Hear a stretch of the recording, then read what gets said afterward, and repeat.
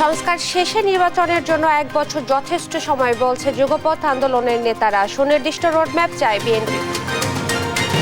তীব্র শীতে কাঁপছে সারা দেশ। মৌসুমের সর্বনিম্ন তাপমাত্রা পঞ্চগড়ের তেঁতুলিয়ায় চরম বিপাকে নিম্ন আয়ের মানুষ।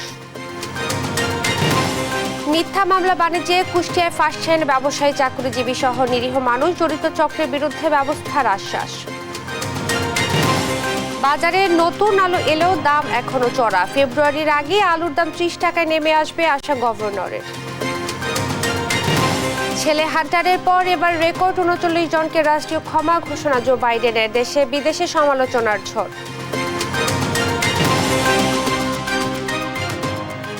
দেখছিলেন সংবাদ শিরোনাম, সঙ্গে আছি আমি ইশরাত জাহান মনি। এবারে বিস্তারিত। সংস্কার সহ সব প্রস্তুতি শেষ করে একটি অবাধ সুষ্ঠু নির্বাচনে 1 বছর সময় যথেষ্ট, এমনটা মনে করেন যুগপৎ আন্দোলনের শরিক দলের নেতারা। তাদের মতে দ্রুত সংস্কার শেষ করে নির্বাচন দিয়ে নির্বাচিত জনপ্রতিনিধিদের হাতে ক্ষমতা হস্তান্তর হলে চলমান সংকট কেটে যাবে। আর গণতন্ত্র ফিরিয়ে আনতে একটি রোডম্যাপ জরুরি বলে মনে করেন বিএনপির অন্যতম নীতি নির্ধারক আমির খসরু মাহমুদ চৌধুরী। সাইফুল রিপনের প্রতিবেদন। দায়িত্ব নেয়ার 4 মাস পরও স্বস্তিতে নেই অন্তর্বর্তী সরকার। বিভিন্ন দাবি দাওয়ার খোলসে দেশের অভ্যন্তরীণ ষড়যন্ত্রে সরকারকে অস্থিতিশীল করার চেষ্টা চলছে। পাশাপাশি পার্শ্ববর্তী দেশ ভারতের মদদে ধর্মীয় সংখ্যালঘু নির্যাতনের ধোঁয়া তুলে দেশে বিশৃঙ্খলা তৈরির অপচেষ্টা চলছে অব্যাহতভাবে, যার বহিঃপ্রকাশ দেখা যায় ভারতের আগরতলায় বাংলাদেশের সহকারী হাইকমিশনে উগ্রবাদী হামলা ও দেশটির গণমাধ্যমের বাংলাদেশ বিরোধী মিথ্যা অপপ্রচারের মধ্য দিয়ে। বাংলাদেশ থাকবে না বাংলাদেশ। গণতন্ত্র পুনরুদ্ধারের যুগপৎ আন্দোলনের সমমনা রাজনৈতিক দলগুলোর নেতারা বলছেন, চলমান নানা সংকট নিয়ন্ত্রণে প্রয়োজন জনগণের প্রত্যক্ষ ভোটে নির্বাচিত সরকার। আর একটি অবাধ সুষ্ঠু নির্বাচন আয়োজনে সময় অপচয়ের সুযোগ নেই বলেও মত তাদের। আমরা দেখছি গত 4 মাসের অভিজ্ঞতায় সংকটটা কিন্তু আরো বাড়ছে। সরকারের আন্তরিকতা সদিচ্ছা নিয়ে আমাদের প্রশ্ন নেই, কিন্তু তাদের দক্ষতা, যোগ্যতা, অভিজ্ঞতা এটা এক্ষেত্রে তো দুর্বলতা তো দেখা যাচ্ছে। নির্বাচনের শিডিউলটা ডিক্লেয়ার করবে নির্বাচন কমিশন, কিন্তু সেখানে অন্তর্বর্তী সরকারকে তাদেরকে তো মেসেজটা বলতে হবে যে আমরা 2025 সালের মধ্যে আমরা নির্বাচন করে আমরা আসলে বেরিয়ে যেতে চাই। যত দ্রুত সম্ভব একটা অবাধ, নিরপেক্ষ, বিশ্বাসযোগ্য নির্বাচনের মধ্য দিয়ে যদি আমরা একটা পলিটিক্যাল গভর্নমেন্ট যদি এখানে তৈরি করতে পারি, আমার মনে হয় যে চারিপাশের যে সংকট এগুলো তুলনামূলকভাবে এটাকে অ্যাড্রেস করা, সমাধান করাটা সহজ হয়। যৌক্তিক সময়ে অবাধ সুষ্ঠু নির্বাচনের পরিবেশ তৈরিতে এখনো অন্তর্বর্তী সরকার কার্যকরী উদ্যোগ না নিতে পারায় অনেকটাই হতাশ নাগরিক ঐক্যের সভাপতি মাহমুদুর রহমান মান্না। একটা টিম পুলিশের জন্য কাজ করলো, একটা টিম সিভিল বিউরোক্রেসির জন্য কাজ করলো, আর একটা টিম ইলেকশন কমিশনের কাজ করলো। 1 বছরের মধ্যে না করবার তো কোনো কারণ নেই। হ্যাঁ, কেউ যদি বলে ইলেকশন একেবারে ভোটার লিস্ট করবো, তার জন্য তো সময় নেবে, সেটাও একটা ব্রাঞ্চ করেন। এতগুলো মানুষ আছে বসে বসে কী করতে, এটা পারবে না, তা তো কোনো কথা না। আমি মনে করি, আমি জানি না কেন এই অ্যাডমিনিস্ট্রেটিভ সেট আপের ক্ষেত্রে এই গভর্নমেন্ট অত এফিসিয়েন্সির পরিচয় দিতে পারছে না। ভবিষ্যতে দেশে একটি শান্তিপূর্ণ ক্ষমতা হস্তান্তরের প্রক্রিয়া নিশ্চিতে সুনির্দিষ্ট রোডম্যাপ জরুরি বলে মনে করেন বিএনপির অন্যতম নীতি নির্ধারক আমির খসরু মাহমুদ চৌধুরী। এটার সাথে আগামী দিনের যে ট্রানজিশন, পিসফুল ট্রানজিশন যেটা হবে, সেটা তো একটা সুনির্দিষ্ট রূপরেখা থাকতে হবে, তাই না?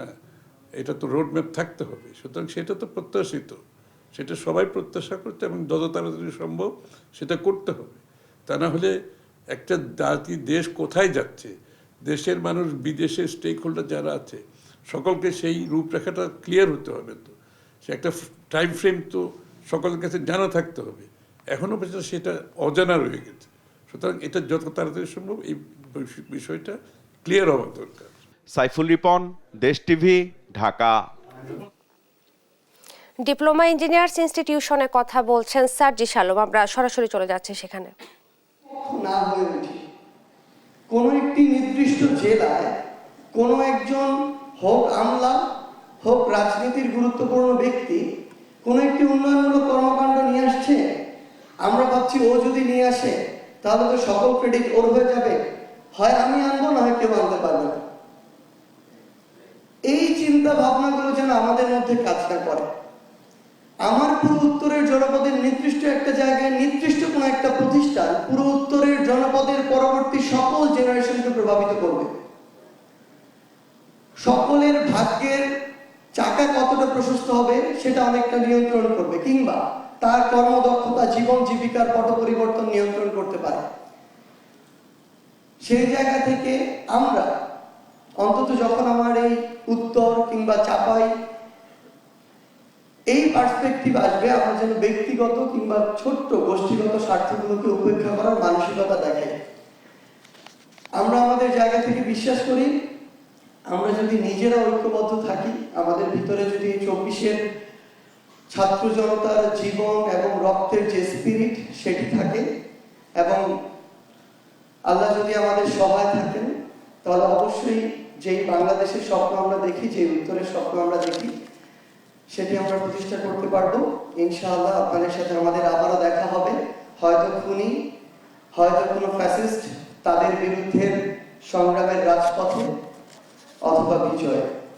সবাই আমাদের জন্য দোয়া করবেন। আসসালামু আলাইকুম ওয়া রাহমাতুল্লাহ। ডিপ্লোমা ইঞ্জিনিয়ার্স ইনস্টিটিউশনে কথা বলছিলেন সার্জিস আলম, আমরা তার বক্তব্য শুনছিলাম। ঘন কুয়াশার সাথে হিমেল হাওয়ায় মৃদু শৈত্যপ্রবাহে কাঁপছে দেশের সর্ব উত্তরের জেলা পঞ্চগড়।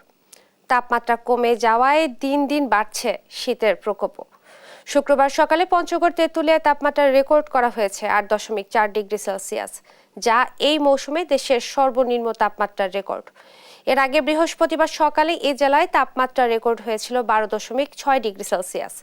আবহাওয়া অধিদপ্তর বলছে 8.1 ডিগ্রি থেকে 10 ডিগ্রি সেলসিয়াসের মধ্যে তাপমাত্রা বিরাজ করলে মৃদু শৈত্যপ্রবাহ ধরা হয়। সে হিসেবে পঞ্চগড়ের উপর দিয়ে এখন মৃদু শৈত্যপ্রবাহ বইছে। এছাড়াও চুয়াডাঙ্গায় ও রাজশাহীতে 10 ডিগ্রি এবং শ্রীমঙ্গলে 12.2 ডিগ্রি সেলসিয়াস আজকে তাপমাত্রা রেকর্ড হয়েছে।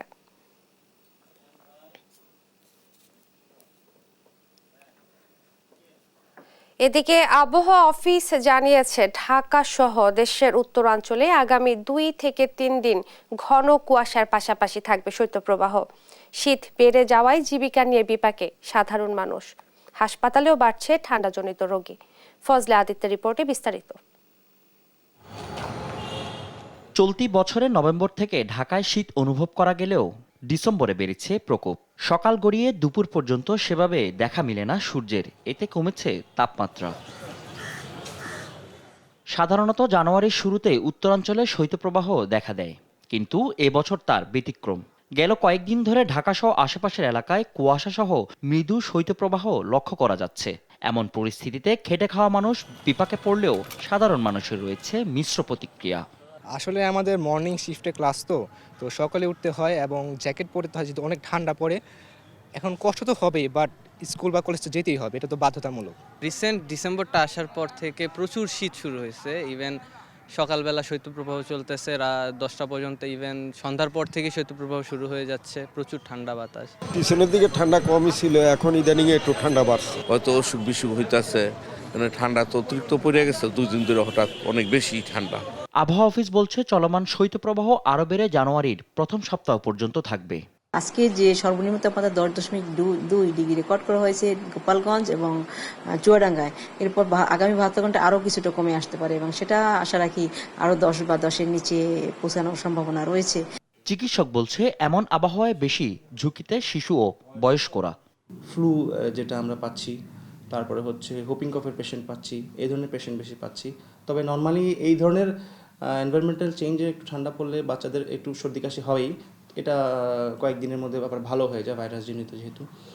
কিন্তু যদি সর্দি কাশির সাথে তার জ্বর থাকে এবং কাশির মাত্রাটা এতই বেশি হয় যে 10 থেকে 12 বারের বেশি কাশি দিচ্ছে একবার আসলে, এবং তার সে ওজন কমে যাচ্ছে, শুকিয়ে যাচ্ছে, ক্ষুধার যন্ত্রণাটা বাড়তেছে এবং রাতে ঘুমাতে পারছে না এবং আওয়াজ হচ্ছে শ্বাসের সাথে, এক্ষেত্রে আমি বলবো অবশ্যই ডাক্তারের পরামর্শ নেওয়া উচিত।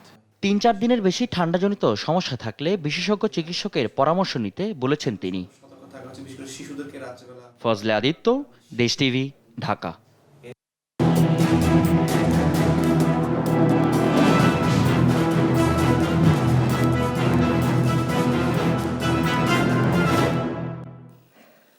চব্বিশের গণহত্যা মামলার আসামি কুষ্টিয়ার মিল শ্রমিক নিরীহ রহিম কখনোই আন্দোলনের বিপক্ষে ছিলেন না। এরপরও মিথ্যা মামলায় তছনছ তার জীবন। কুষ্টিয়া জুড়ে গণহত্যার দায়ে শহীদ পরিবারকে দিয়ে মামলা করানো হলেও বাদীরা জানেন না আসামি কারা, কতজনই বা আসামি। মিথ্যা মামলা বাণিজ্যে কুষ্টিয়া জুড়ে ফাঁসছেন ব্যবসায়ী, চাকরিজীবী সহ নিরীহ মানুষ। পুলিশ বলছে তদন্ত করে ব্যবস্থা নেবেন। মিথ্যা মামলা বাণিজ্য ধারাবাহিকের আজ পঞ্চম পর্ব। ইরফান রানার ক্যামেরায় নাহিদ হাসানের তিতাসের রিপোর্টে বিস্তারিত। ছাত্র জনতার বিপ্লবে কুষ্টিয়ায় শহীদ ইউসুফ শেখের মেয়ে সীমা খাতুন 5 আগস্ট পরবর্তী সময়ে জেলার মডেল থানায় হত্যা মামলা করেন। শহীদ ইউসুফ শেখ হত্যা মামলার এফআইআরে বাদী সীমা খাতুন স্বাক্ষর করেছেন বটে, তবে আসামি কারা কিংবা কতজন তার কিছুই জানেন না বাদী। তাহলে কিভাবে কাদের নাম মামলায় যুক্ত হলো সে প্রশ্ন ছিল বাদী সীমা খাতুনের কাছে। আমি অনেকের চিনি না, অনেকের জানিও না, আমি চিনিও না জানিও না। যে তো ধরেন অজ্ঞাত আছে, কিছু অজ্ঞাত ধরা আছে, তাদেরকে আমি চিনি না, কোনোদিন আমার সাথে তাদের পরিচয়ও নাই। এসব মামলায় সাধারণ মানুষও হয়রানির শিকার হচ্ছেন জানিয়ে বাদী সীমা খাতুন বলেন, হয়রানিমূলক এসব মামলা বন্ধ হওয়া উচিত। নির্দোষীগুলো দিন ধরা না পড়ে, কারণ আমি একটা ক্ষতিগ্রস্ত পরিবার, আমি চাই না যে আমার কারণে আরেকটা পরিবার ক্ষতিগ্রস্ত হোক। জুলাই আগস্টের শহীদ পরিবারগুলোকে দিয়ে নাম কাওয়াস্তে মামলার বাদী করে খেয়াল খুশি মতো আসামি বানিয়ে মামলা হচ্ছে কুষ্টিয়া জেলা জুড়ে। এই মিথ্যা মামলা বাণিজ্যের অন্যতম শিকার চুয়াডাঙ্গা সুগার মিলের কর্মচারী রহিম। ছাত্র জনতার আন্দোলন চলাকালে মিলে কর্মরত থাকলেও এখন আসামির তালিকায় রহিম। কোথায় মারামারি হচ্ছে কি না হয়েছে এটা তো আমি কিছুই জানি না। আবার যে আমার এই মামলার বাদী হয়েছে তাকেও আমি চিনি না। ঢালাও এসব মামলায় বাণিজ্যের অভিযোগও রয়েছে অসংখ্য। অভিযোগ রয়েছে ব্যবসায়ী, চাকরিজীবী সহ নিরীহ মানুষদের মামলায় ফাঁসিয়ে চাঁদাবাজি করছে একটি মহল। আমি তো মনে করেন কোনো দলের সাথে সম্পৃক্ত নাই, আমার কোনো পোস্ট নাই, পদবি নাই, আমি কোনো ছবি ভাইরাল নাই, তাহলে আজকে আমি ধরেন মামলার শিকার। শুধু ঢুকাইয়ে ক্ষান্ত হয়নি, মামলাতে দেয়াই ক্ষান্ত হয়নি, তারা কিছু টাকা পয়সারও দাবি করছে ফোন মারফত বা বাইদা ভাই, যে টাকা পয়সা দিলে এটা আমরা ঠিক করে দেব। যে কাম করিনি সেই কামের সাথে কেন আমাকে দিল সেটাও আমি জানি না, তবে আমার জানা মতে মনে হয় আমাদের গ্রামের কিছু লোক প্রতিহিংসিতামূলক এই মামলায় আমাদের জড়া দিয়েছে। এমন মিথ্যা মামলায় বিব্রত খোদ বিএনপি নেতারাও। তারাও চাই সঠিক অপরাধীদের বিচার। ভাবে আমাদের গোচরীভূত হয়। আমি এবং আমার দলের সদস্য সচিব বর্তমানে যিনি ইঞ্জিনিয়ার জাকির সরকার, আমরা এটা নিয়ে পুলিশের সর্বোচ্চ অথরিটি কুষ্টিয়াতে যারা আছে ওনাদের সাথে আমরা বসছি, আমরা ডিসি মহোদয়ের সাথে বসছি। তো দেখেন মামলাগুলো কিন্তু নিয়ে এরকম একটা নোংরামি হচ্ছে, এর দায়ভার কিন্তু আমরা নেব না। এ ব্যাপারে আবারও আমি দলের পক্ষ থেকে সরকারের কাছেই দাবি জানাবো যে মানে একটা উচ্চ ক্ষমতা সম্পন্ন গোয়েন্দা সংস্থা দিয়ে এটা তদন্ত করা হোক যে প্রকৃত ঘটনাটা। এ বিষয়ে জেলা পুলিশের ঊর্ধ্বতন কর্মকর্তারা ক্যামেরার সামনে কথা বলতে রাজি না হলেও তদন্ত সাপেক্ষে ব্যবস্থা নেওয়ার আশ্বাস কুষ্টিয়া মডেল থানার ভারপ্রাপ্ত কর্মকর্তার। আমাদের সিনিয়র কর্মকর্তারা যখন বলবে এটা নিয়ে তখন তারা এটা ডিসিশন নেবে একটা। 5 আগস্টের পর কুষ্টিয়ায় হত্যা ও হত্যা চেষ্টার মামলা হয়েছে 19টি, যাতে সঠিক অপরাধীর বাইরে আসামি করা হয়েছে শত শত নিরীহ মানুষদেরও। নাহিদ হাসান তিতাস, দেশ টিভি, কুষ্টিয়া। নীলফামারীতে মাঠে মাঠে আগাম আলু তোলার ধুম, তবে দাম এখনো চড়া। কৃষকরা বলছেন সার, কীটনাশক ব্যয় সহ উৎপাদন খরচ বেশি হলেও ভালো লাভের আশায় আছেন তারা। এদিকে কৃষি বিভাগ বলছে এবার আগাম আলু উৎপাদন হয়েছে লক্ষ্যমাত্রার বেশি। মামুনুর রশিদ মিঠুর প্রতিবেদন, জানাচ্ছেন আপন আপন। চলছে আগাম আলু তোলার মহোৎসব। উৎপাদন খরচ উঠিয়ে ভালো লাভের আশায় তড়িঘড়ি করে আলু তুলছেন কৃষকরা। আগাম আলু চাষে খ্যাত উত্তরের জেলা নীলফামারীর কয়েকটি উপজেলায় ফসল তোলায় ব্যস্ত কৃষকরা। সারাদিন আলু তুলে তা পরিষ্কার করে পাঠানো হয় বাজারে। এবার নীলফামারীতে চাষ হয়েছে 7, বগুড়ার রোমানা সহ বেশ কয়েকটি জাতের আলু। প্রতি কেজি নতুন আলু জমিতে বিক্রি হচ্ছে 55 থেকে 60 টাকায়। স্থানীয় বাজারে খুচরা দাম পড়ছে 60 থেকে 65 টাকা। তবে ঢাকা সহ দেশের বিভিন্ন জেলায় বেচাকেনা চলছে 70 থেকে 80 টাকা কেজি দরে, তবে কোথাও কোথাও তারও বেশি।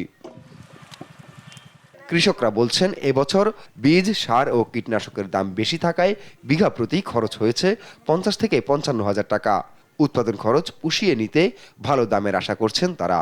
এবার বীজ বা সারের দাম বেশি, তারপরও গৃহস্থরা ভালো পয়সা পাইতেছে। আলুর ফলন কম হয়েছে, মোটামুটি যেটা দাম পাইছি ওতে যথেষ্ট পরিমাণ ভালো হয়েছে। বীজের দাম বেশি গেল, অনেক বেশি, সারের দাম বেশি, কীটনাশক সারের দাম বেশি, যার জন্য কৃষকরা একটু পোষাচ্ছে কম।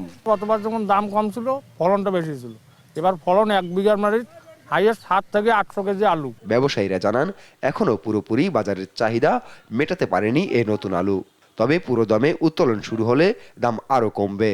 আলু আজকের বাজার 72-73 টাকা, আগামীকালকে ছিল 75 টাকা।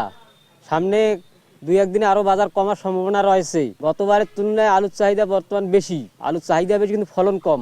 কৃষি বিভাগ বলছে গেল বছরের তুলনায় এবছর উৎপাদন খরচ বেড়েছে, তাই ভালো লাভের আশায় পরিপূর্ণ হওয়ার আগেই অনেকে বাজারে তুলছেন নতুন আলু। হেক্টর প্রতি যেটা ফলন 8.5 টন পর্যন্ত আমরা দেখতেছি, 8.9 টন পার হেক্টর। অথচ এই আলুটাই যখন আমরা মানে পুরো সময় ধরে মাঠে রাখবো, এটা কিন্তু 20 টন, 22 টন, 25 টন হয়ে যায়।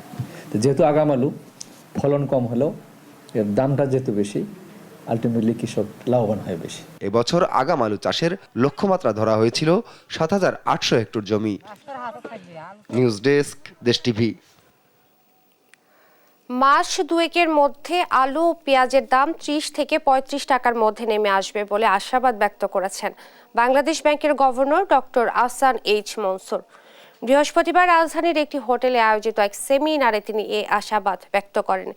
এ সময় তিনি বলেন, বর্তমানে বাজারে পণ্য সরবরাহের সমস্যা আছে, দ্রুতই তা কাটিয়ে ওঠা সম্ভব হবে। ডক্টর আহসান এইচ মনসুর আরও বলেন, মূল্যস্ফীতি সহনীয় পর্যায়ে নামিয়ে আনতে অন্তত 1 বছর সময় লাগবে। আসছে জুনের মধ্যে মূল্যস্ফীতি 7% নামবে। খেজুর গাছের গলায় মাটির হাঁড়ি, তাতে সংগ্রহ করা হচ্ছে মিষ্টি রস। এ যেন শীত মৌসুমের এক মহা উৎসব। রস দিয়ে তৈরি হচ্ছে গুড়, আর সেই গুড় দিয়ে তৈরি হচ্ছে পিঠাপুলি। শীতের দারুণ কিছু মুহূর্ত ধারণ করেছেন সহকর্মী সালাউদ্দিন সাগর, জানাচ্ছেন সালমা জাহান। কুয়াশা ভেদ করে পূবের আকাশে উকি দিচ্ছে সকালের সূর্য, ঘাসের উপর শিশির কণার ঝিলিক। এরই মধ্যে বেরিয়ে পড়েছেন গাছিরা, সংগ্রহ করতে হবে তাজা রস। হাড়ি ভরা রস কাঁধে করে মেঠো পথ ধরে চলে যান নিজ বাড়ির উঠোনে। এরপর গুড় বানানোর পালা। রস ঢালা হয় বড় এক পাত্রে। দীর্ঘ সময় জাল দেওয়ার পরেই গাঢ় হয় রস, প্রস্তুত মাটির পাত্র। সেখানেই জমা হয় শীতের অন্যতম অনুষঙ্গ, লালি গুড়, পাটালি গুড়, আরও কত নাম।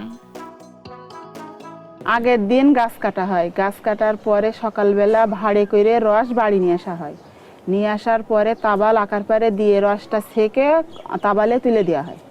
তুলে দেওয়ার পরে রসটা জ্বালায়ে গুড় তৈরি। 200-250 ভাগ গুড় তৈরি করি। শহরের লোক আসে, আমরা ভেজাল দিই না, শহরের লোক কিনতে আসে আমাদের বাড়ি। এদিকে নতুন চালের গুঁড়া আর রস দিয়ে চলছে পিঠা বানানোর ধুম। উনুনের চারিদিকে অপেক্ষা পিঠা প্রেমীদের, যেন সবার মাঝে উষ্ণতা ছড়াচ্ছে পিঠাপুলি। আমার নাচ ছেলেরা এসে, পোতা ছেলেরা বাইরে থাকে, এরা পিঠে খাতে এসে, তাই আমি পিঠে বানাচ্ছি। আমরা যশোর থেকে আইছি, দাদি বাড়ি আইছি, রসের পিঠে খেতে আইছি। প্রত্যেক বছরই আসা হয়। আমরা গ্রামে ছুটে আসছি রসি পিঠে খাওয়ার জন্য। আসলে এ ধরনের পিঠা তো শহরের অঞ্চলে সেভাবে পাওয়া যায় না। বাংলার ঘরে ঘরে এ আনন্দ ঐতিহ্য টিকে থাকুক আরও 1000 বছর। নিউজ ডেস্ক, দেশ টিভি। আমাদের দেশে একটা প্রচলন আছে, বছরের প্রথমে একটা বাচ্চাদের জন্য একটা বড় অ্যামাউন্ট লাগে। ঠিক করলাম যে আমরা একটা ডিপিএস খুলি, এবং বিকাশে এটা খোলার কারণ হচ্ছে কি, বেশি হ্যাজেল নাই, বাসায় বসেই সব করা যাচ্ছে। আমি যে টাকাটা তুলছি, সেক্ষেত্রেও দেখা গেছে যে আমার ওরা কোনো চার্জ নেয়নি। বিকাশ অ্যাপে ডিপিএস, টাকা জমায় সারা দেশ। বান্দরবানের মিয়ানমার সীমান্তে নিয়ম না মেনেই কাটা হচ্ছে গাছ। অনুমতি ছাড়া বন লুট করায় সরকার হারাচ্ছে কোটি টাকার রাজস্ব। সরেজমিন ঘুরে সহকর্মী আবুল বাশার নয়নের পাঠানো প্রতিবেদন, জানাচ্ছেন টম্পা আফরোজ। যতদূর চোখ যায় শুধু সবুজের সমারোহ। প্রকৃতির দেয়াল ক্ষেত, গাছের আকৃতি ও উচ্চতা সুবিশাল। আশঙ্কার বিষয় হলো বনের মধ্যে চলছে ট্রাক, নিয়মিত কেটে নেওয়া হচ্ছে গাছ। নেপথ্যে রয়েছে রাজনৈতিক ও প্রভাবশালী সিন্ডিকেট। প্রভাব খাটিয়ে নির্বিচারে বনের গাছ কেটে নিচ্ছে তারা। একটা প্রভাবশালী লোক আছে, বাবুল আজাদ, এখন বর্তমান ওসি। ওনার ভাই বরাদর যেগুলো আছে এগুলাই সব এখানে নিতে দিতেছে বাগানের। কোনো পারমিট না দিয়ে 50 একর বাগান কেটে ফেলতেছে ওরা। এরপরে প্রতিদিন 8-10 গাড়ি তো প্রতিনিয়তই বের করতেছে গাছ। শুধু গাছ কাটা নয়, চিরাই ও মজুদের বৈধতাও দিচ্ছে এই সিন্ডিকেট। গড়ে তোলা হয়েছে অবৈধ করাত কল। এতে সরকার হারাচ্ছে কোটি টাকার রাজস্ব। এখানে আপনাদের 1.5 কোটি টাকা মতো সরকারি ব্যাট আসবে, কিন্তু ওরা আমাদের কথা কেউ কানে নেয় নাই। এভাবে যদি এত বড় একটা বাগান এভাবে যদি কাইটা জুসে নিয়ে যায়, ওরা এভাবে বনদস্যু এরকম বন কাইটা জুসে নিয়ে যায়, তাহলে আমাদের তো পরিবেশের জন্য এমনি ক্ষতি। গাছগুলো কোথাকার? এলাকার অভিযুক্তরা বন কাটার অনুমোদন নেই স্বীকার করলেও এজন্য দায়ী করছেন স্থানীয় জনপ্রতিনিধিদের। অবৈধ কর্মকাণ্ড জিন আছে, কিন্তু বেকিং করে জিরা ওরকলা মেম্বারে। ইতোমধ্যে কাঠ ও কিছু সরঞ্জাম জব্দ করেছে বন বিভাগ। বেশ কিছু মামলা ও প্রক্রিয়াধীন আছে। বন রক্ষায় সব ধরনের তৎপরতা চলছে বলে দাবি বন কর্মকর্তার। আমি সারাই কাটতেছে, এটা হলো মেন কথা। তাদের খেয়াল খুশি মতো কাজ করতেছে। আমি ওখান থেকে আমার বিট অফিসার দিয়া মাল সিজ করাইছে এবং তাদের নামে মামলার প্রক্রিয়াধীন আছে। দেশের বনজ সম্পদ রক্ষায় দ্রুত ব্যবস্থা নেবে সরকার, এমনটাই আশা সংশ্লিষ্টদের। নিউজ ডেস্ক, দেশ টিভি।